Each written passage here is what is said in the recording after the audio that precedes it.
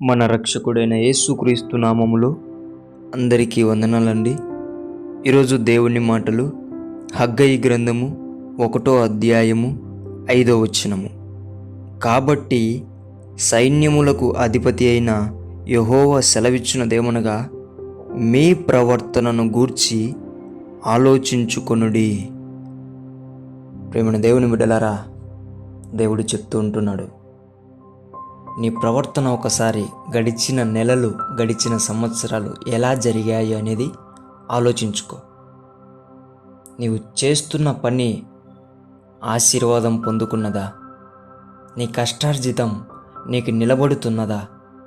నీ పిల్లలు చక్కగా ఉంటున్నారా?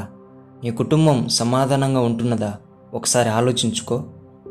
ఎందుకు ఆ విధంగా లేదు అంటే, దానికి నీవు తొందరపాటుతనం, ప్రార్థన లేని జీవితం, దేవునిలో విశ్రాంతి దినంలో పాటించలేని జీవితం, ఆ గడపటం వలననే నీకు ఈ పరిస్థితి ఏర్పడింది. అందుకే ప్రేమైన దేవుని బిడ్డ, దేవుడు చెప్తుంటున్నాడు, నీ ప్రవర్తనను నువ్వు ఆలోచించుకో. వాక్యానుసారంగా నీ ప్రవర్తన ఉంటే ఆ విధముగా జరగదు. దేవుడు చెప్పిన విధముగా నీ ప్రవర్తన ఉంటే ఆ విధముగా జరగదు.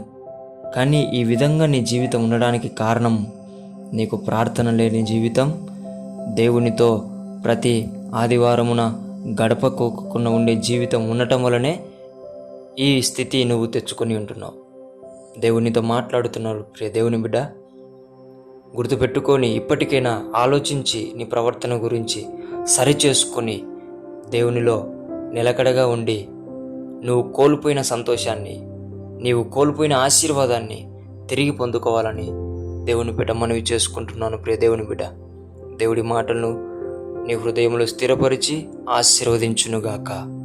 ప్రార్థించుకుందాం. యేసయ్యా, మీకు వందనాలయ్యా. ఏ బిడ్డ అయితే నాన్న తండ్రి నీవిచ్చే ఆశీర్వాదం పోగొట్టుకొని ఉంటున్నారో, వారి కష్టార్జితమును అనుభవించుకోకుండా నిరాశ చెంది ఉంటున్నారో, వారిని యేసు నామములో వారి ప్రవర్తన గురించి వారు ఆలోచించుకొని సరిదిద్దుకొని వారు ఆశీర్వదింపబడులాగన నీవే వారిని ఆశీర్వదించమని యేసు నామములో ప్రార్థిస్తున్నాము తండ్రి. ఆమేన్.